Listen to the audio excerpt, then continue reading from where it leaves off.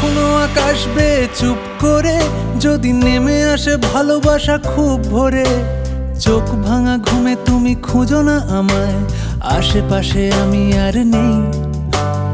আমার জন্য আলো জেলো না কেউ, আমি মানুষের সমুদ্রে গুনেছি ঢেউ।